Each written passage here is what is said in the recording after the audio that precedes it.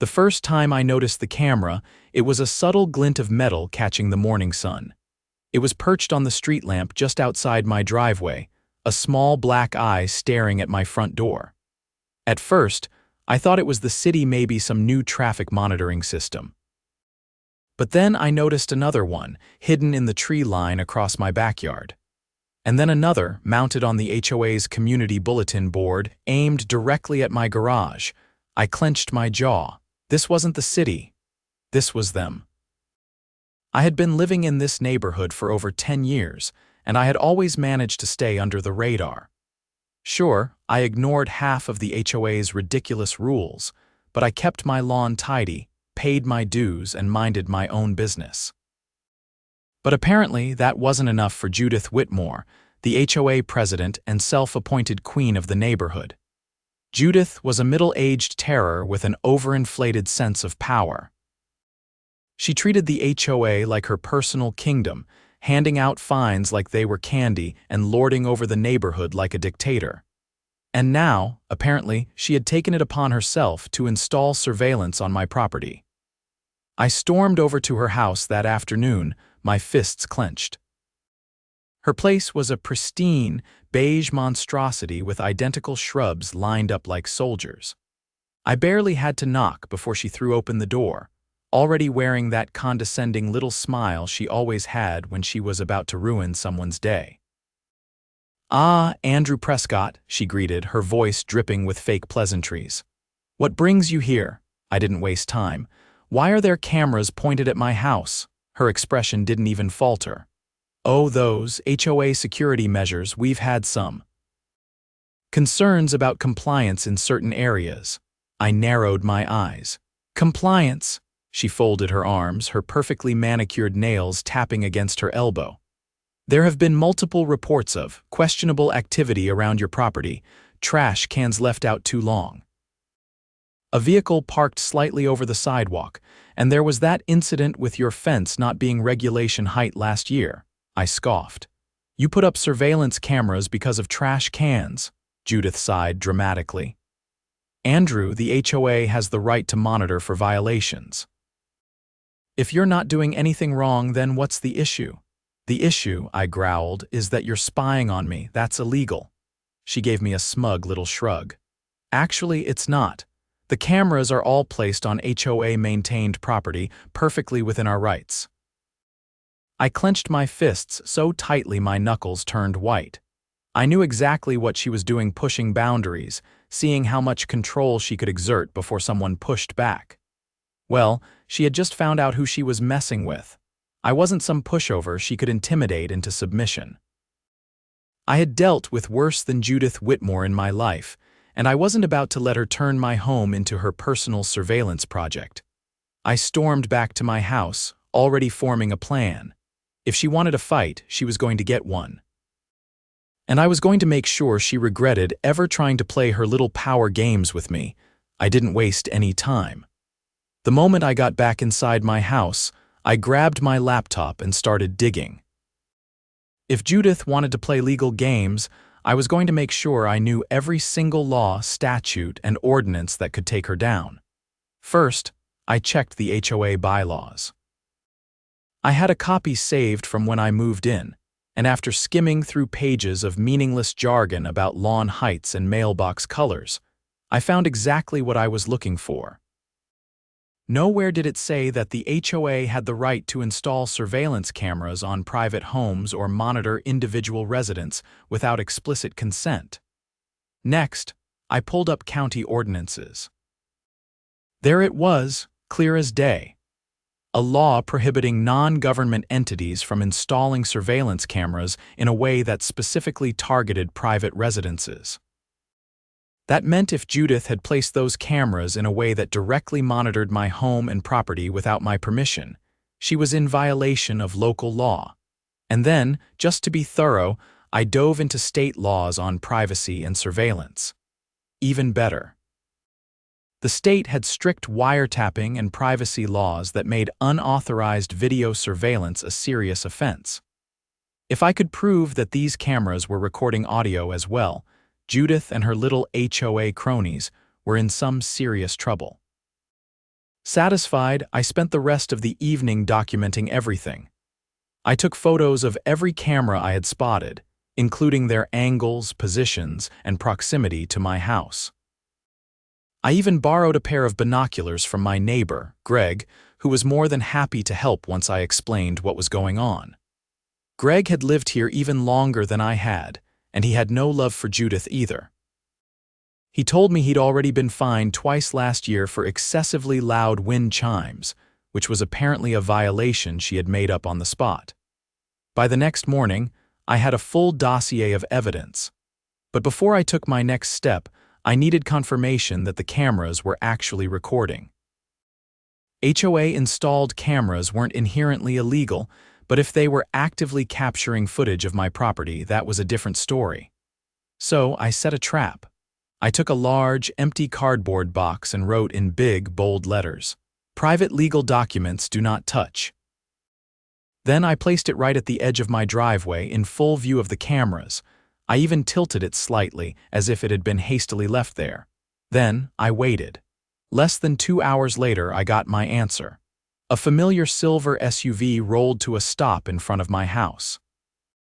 The driver's side door opened, and out stepped none other than Mark Peterson, Judith's right-hand enforcer. Mark was the HOA's compliance officer, which basically meant he was the guy who handed out fines and warnings to anyone unlucky enough to be on Judith's bad side. He walked straight up to the box, glanced around, and then bent down to inspect it. He hesitated for only a second before pulling out his phone and snapping a picture. Then, without touching the box, he walked back to his car and drove off. That was all the proof I needed. I checked my front door camera footage when I had installed myself, completely legal and within my property line, and watched the recording again. Mark hadn't even bothered to pretend he just happened to be in the area. He had gone straight for the box, like he already knew it was there. Which meant he had seen it on the HOA's cameras. And that meant they were actively monitoring my property in real time. I didn't waste another second. I compiled everything: photos, videos, timestamps, and screenshots of the local laws that proved this was illegal.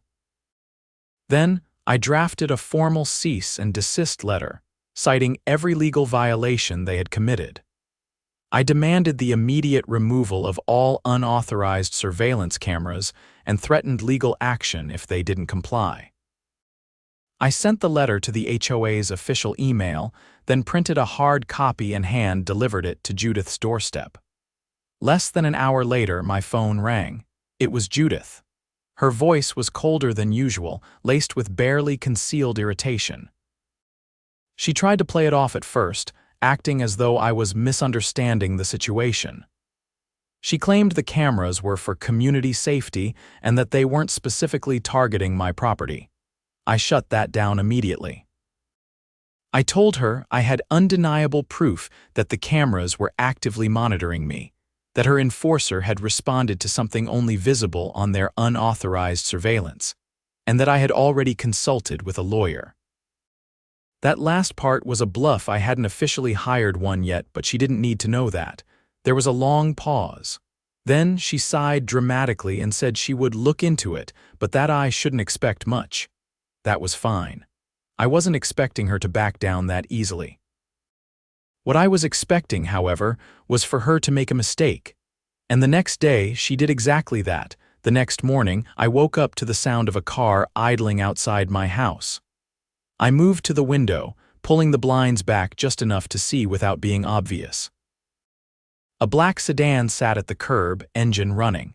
It wasn't Mark's silver SUV, and it wasn't one of my neighbors. The tinted windows made it impossible to see who was inside, but something about the way the car just sat there, unmoving, sent a clear message. Someone was watching. I grabbed my phone and snapped a few photos before heading outside. As soon as I stepped onto my porch, the car pulled away, disappearing down the street. I wasn't stupid. I knew intimidation tactics when I saw them. Judith must have realized I wasn't backing down and was trying to rattle me. But if she thought a parked car was enough to scare me off, she was sorely mistaken. I had already set up a meeting with a lawyer first thing that morning. His name was Daniel Carter, a sharp, no-nonsense attorney with a reputation for dismantling HOAs that overstepped their boundaries. When I explained what had been happening, he leaned back in his chair and gave a low whistle. "Surveillance cameras aimed at private property without consent. That's a lawsuit waiting to happen," he said. "And if they've recorded audio without your knowledge, that's an even bigger violation." I handed him my folder of evidence and he flipped through it, nodding as he examined the photos and legal references I had compiled. "You did your homework," he said approvingly. "This is more than enough to take them to court, but before we do that, we'll send them a formal legal notice. That'll give them one last chance to remove the cameras voluntarily. If they refuse, we'll escalate." I agreed, and Daniel drafted the letter right then and there. It was a firm demand for the immediate removal of all unauthorized surveillance equipment, citing state and local privacy laws. If they failed to comply, we would sue not just the HOA but Judith personally as the one responsible for these violations. By the time I got home, Daniel had already sent the notice via email and certified mail. Now, all I had to do was wait. That evening, I noticed something different. The surveillance camera that had been hidden in the tree line behind my yard was gone. I checked the other spots. The one on the bulletin board was still there, as was the one on the street lamp. But the fact that even one had been removed told me something important. They were scared. The next morning, my phone rang. It was Judith. Her voice was unusually measured, lacking the usual condescension. She told me that the HOA board would review the situation and consider making adjustments. It was the closest thing to a concession I had ever heard from her, but I wasn't about to be placated by vague promises. I told her flatly that if the cameras weren't gone within 3 days, we were moving forward with the lawsuit. There was a long pause before she said she would see what could be done. That night, Greg came by with a grin on his face. "You're not going to believe this," he said. Apparently, some of the other neighbors had started noticing the cameras and word had spread about my legal action. Several people had already confronted Judith, demanding answers. One neighbor, a retired police officer, had even sent in a formal complaint to the city, citing privacy violations. Judith was losing control. The next morning, I woke up to the sound of power tools. I stepped outside and saw 2 men in HOA uniforms removing the camera from the street lamp. A few hours later, the one on the bulletin board disappeared as well. By the end of the day, every single unauthorized camera was gone. I wasn't naive enough to think Judith had done this out of the kindness of her heart. More likely, she had consulted a lawyer of her own and realized she had no legal ground to stand on. A few days later, I received an official letter from the HOA, signed by Judith. It stated that the cameras had been removed as a gesture of goodwill and that the HOA would be reviewing its policies on security measures moving forward. I had won. But I wasn't done yet. I met with Daniel again and discussed our next steps.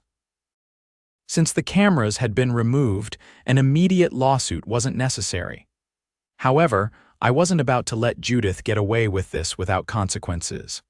We filed an official complaint with the city, detailing the privacy violations and unauthorized surveillance. At the same time, I worked with Greg and a few other neighbors to push for a recall vote against Judith. The community had finally had enough of her overreach, and within a month, she was voted out as HOA president. The new board, under pressure from the neighborhood, introduced a new policy explicitly banning the use of surveillance cameras without community approval. Judith tried to fight it, but without her position of power, she had no leverage. She eventually sold her house and moved out of the neighborhood altogether. As for me, I installed my own security cameras, the legal kind, of course, just in case the next HOA president got any bright ideas. With Judith gone and the new HOA board in place, the neighborhood finally felt like it could breathe again. The surveillance cameras had been removed, and the absurd fines and overreach had stopped overnight. For the first time in years, People weren't afraid to leave their trash cans out an extra hour or park in their own driveways without receiving a violation notice. But I wasn't content to just let things settle. I had spent too much time dealing with Judith's nonsense to let it all fade away without making sure something like this never happened again. Greg and I started attending the new HOA meetings regularly. The turnout was larger than it had ever been, mostly because people were still wary after years of Judith's reign. The new president, a level-headed woman named Claire, seemed determined to rebuild trust. She had been on the board before but had mostly been sidelined under Judith's rule. Now, she was making a genuine effort to change things. At the first major meeting after the leadership change, Claire addressed the issue of the surveillance cameras directly. She acknowledged that the previous board had overstepped its bounds and assured everyone that no similar measures would be taken in the future. Then, she surprised everyone by proposing a full audit of the HOA's financial records. That caught my attention. Judith had always treated the HOA's funds as her personal war chest, using them for whatever ridiculous projects she dreamed up. There had been rumors for years about missing money, unexplained expenses, and inflated fees. Now that she was gone, Claire wanted to get to the bottom of it. Greg nudged me as she spoke, a knowing look in his eyes. The audit took several weeks, but when the results came in, they were worse than anyone had expected. Over $50,000 in HOA funds were completely unaccounted for. Receipts had been forged, payments had been made to non-existent contractors, and there were multiple instances of funds being transferred to an unnamed private account. There was no question about it. Judith had been embezzling money. Claire wasted no time turning the findings over to the authorities. A formal investigation was launched, and within a few months, Judith was facing criminal charges for fraud and financial misconduct. She had already moved out of the neighborhood, but she wasn't far enough away to escape the consequences. Meanwhile, the neighborhood continued to heal. Without Judith stirring up conflict, people started talking to each other again. The paranoia that had settled over the community for years began to lift. Neighbors who had barely spoken before now shared coffee in their driveways. The constant tension of living under Judith's rule had disappeared, replaced by a sense of unity that hadn't existed in a long time. One of the biggest changes came when the HOA board decided to revise the bylaws completely. The old rules had been designed to give people like Judith too much power, allowing them to impose arbitrary fines and enforce ridiculous restrictions. With community input, the new board stripped away the worst of the regulations. No more absurd fines, no more unnecessary restrictions, and most importantly, no more unchecked authority for the HOA president. As the months passed, I found myself appreciating the small victories. I no longer glanced at streetlights, wondering if I was being watched. I could step outside without expecting an HOA enforcer lurking nearby, waiting to issue a violation. My home was my own again. Greg and I would often sit on his porch in the evenings, watching the neighborhood settle into its new normal. He would shake his head sometimes, still amazed at how much had changed. One evening, as the sun dipped below the rooftops, he leaned back in his chair and let out a low chuckle. "Never thought I'd see the day," he said, casting a glance at where one of Judith's cameras used to be. I nodded, sipping my drink. Neither did I. The fight had been long, frustrating, and at times exhausting, but in the end it had been worth it. Not just for me, but for everyone in the neighborhood. Because now we were finally free. With Judith out of the picture and the HOA under new leadership, the neighborhood settled into a more peaceful rhythm. People finally felt comfortable making small improvements to their homes without the constant fear of receiving a violation notice. The sense of paranoia that had once gripped the community began to fade, and for the first time in years, the HOA actually functioned as it was meant to, a group of homeowners working together rather than a dictatorship run by a power-hungry tyrant. But while the surface seemed calm, the fallout from Judith's removal was far from over. The investigation into her financial misconduct had gained traction, and as the auditors dug deeper, they uncovered even more troubling details. Not only had she been siphoning funds, but she had also been manipulating property assessments to justify increased HOA fees. Homeowners had been paying inflated dues for years, with much of the extra money disappearing into accounts that had no legitimate record. Once the full extent of her corruption came to light, the HOA board had no choice but to take action. They called an emergency meeting to address the financial discrepancies, and the turnout was bigger than any meeting in recent history.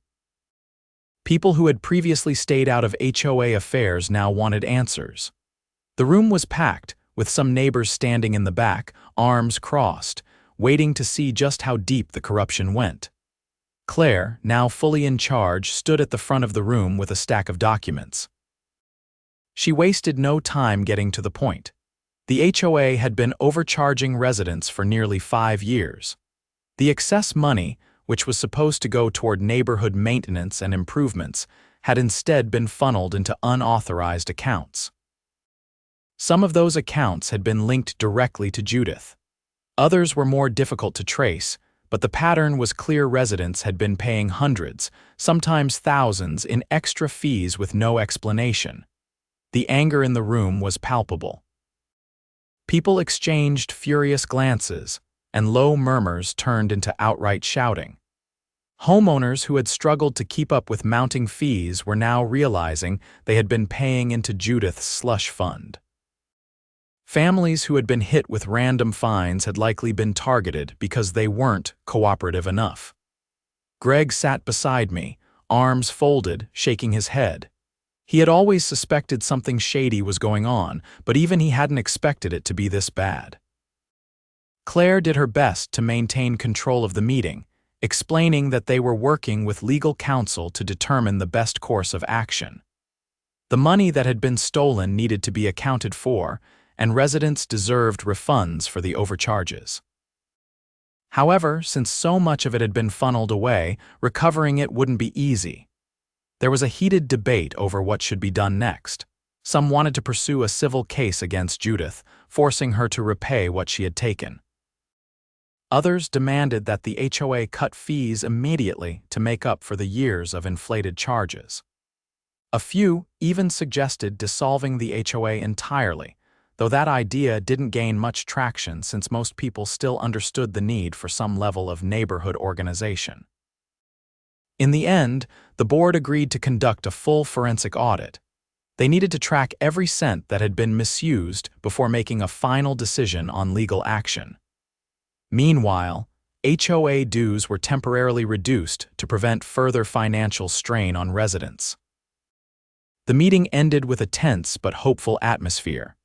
People left with a sense of cautious optimism, knowing that for the first time in years, the HOA was working for them rather than against them. In the following weeks, the auditors worked tirelessly to track down the missing funds.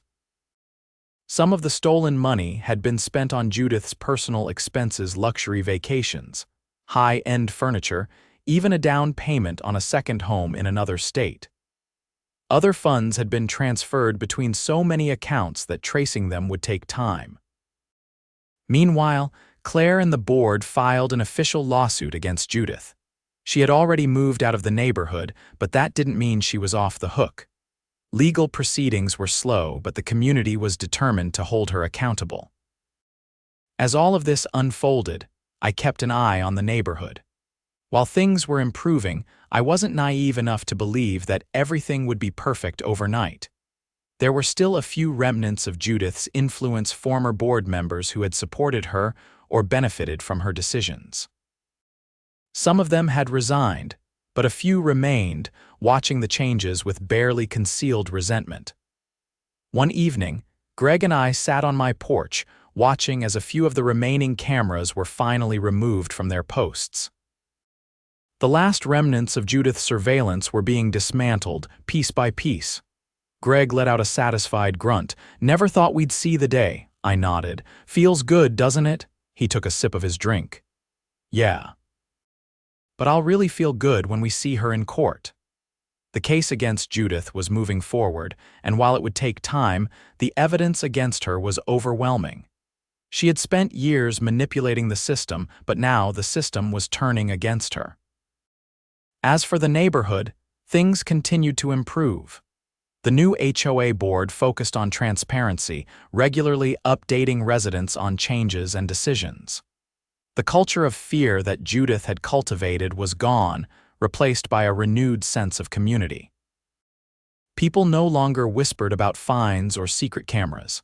They talked about neighborhood events, shared gardening tips, and actually enjoyed living here again. A few months later, I received a letter from the HOA. It was an official notice stating that a portion of the stolen funds had been recovered, and affected homeowners would receive partial refunds. While it wasn't everything, it was a start. Greg and I celebrated that night, knowing we had played a part in making it happen. The fight had been long and at times exhausting, but in the end, it had been worth it. Not just for me, but for everyone in the neighborhood. Because now, we weren't just free from Judith's control, we had built something better in its place. With the lawsuit against Judith underway and the HOA finally under competent leadership, I thought things would settle down. For the most part, they did. The surveillance cameras were gone, the fines had stopped, and neighbors were finally able to relax in their own homes without feeling like they were under constant scrutiny. But just because Judith was out didn't mean every trace of her influence had disappeared. There were still a few former board members who had benefited from her rule, people who had either looked the other way or actively supported her power plays. One of them, Roger Calloway, had been Judith's second in command for years. He had managed to hold onto a seat on the board, though in a much weaker position now that Claire was in charge. While he didn't have the same authority he once did, he clearly wasn't happy about the changes. I noticed it in the way he watched me during meetings, his expression unreadable. He never spoke out directly against the reforms, but there was something calculating about him, like he was waiting for an opportunity. I kept an eye on him, but with everything else going on, I had bigger concerns. The lawsuit against Judith had gained traction, and as the investigation continued, more of her financial misdeeds came to light. The city had even gotten involved after discovering that some of her projects had been funded with misallocated HOA money.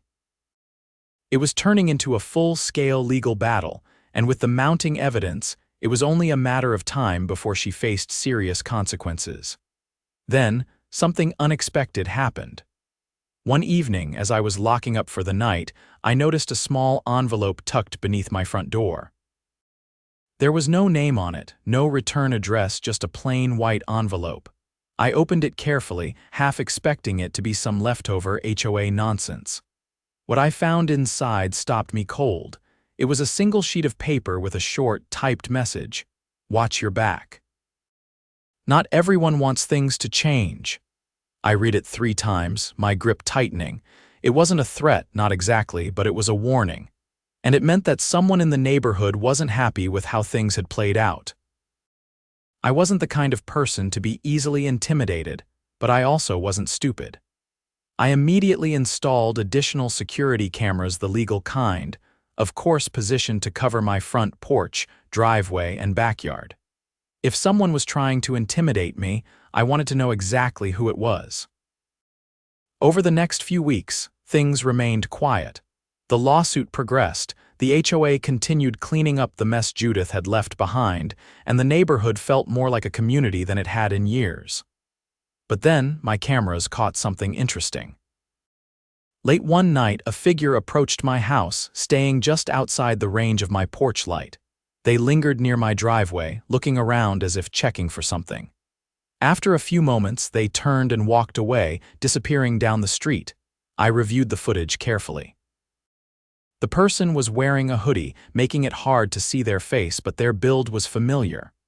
I had a strong suspicion about who it was, but I needed more proof. The next day, I casually mentioned the incident to Greg. He frowned, rubbing his chin thoughtfully. "You think it was Roger?" he asked. I nodded. "Makes the most sense. He's the only one left who had a stake in the old regime. If Judith goes down, it's only a matter of time before people start looking into who else was involved. Greg exhaled sharply.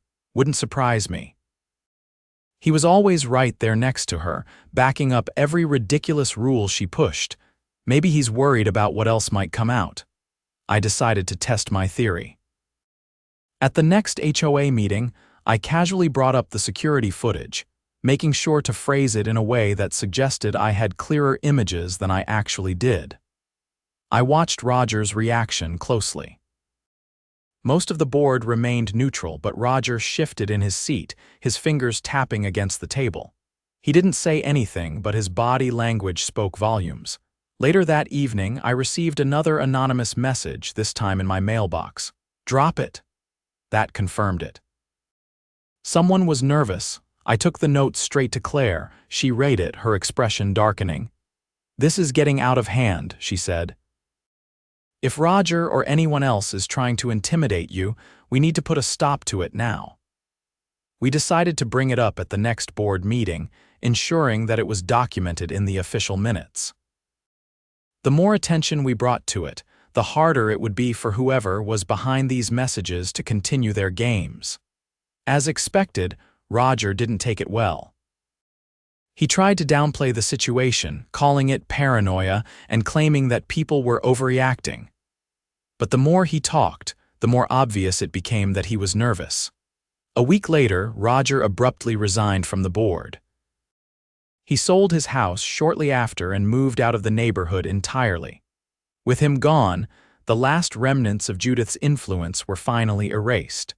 The lawsuit against Judith eventually led to a full conviction. She was found guilty of multiple counts of fraud and financial misconduct. She was forced to pay restitution, and while she avoided jail time due to a plea deal, her reputation was ruined. The HOA, now fully in control of competent leadership, used the recovered funds to benefit the community. Fees were lowered, long-neglected maintenance projects were finally completed, and the neighborhood became a place people actually enjoyed living in again. As for me, I kept my security cameras up not because I expected more trouble, but because I had learned an important lesson. Power-hungry people like Judith and Roger thrived on control, but they could only hold on to it if people let them. The moment they were challenged with evidence, with facts, and with a community that refused to be bullied, they crumbled. Looking around at my peaceful, surveillance-free home, I knew one thing for certain. No one like Judith Whitmore would ever run this neighborhood again.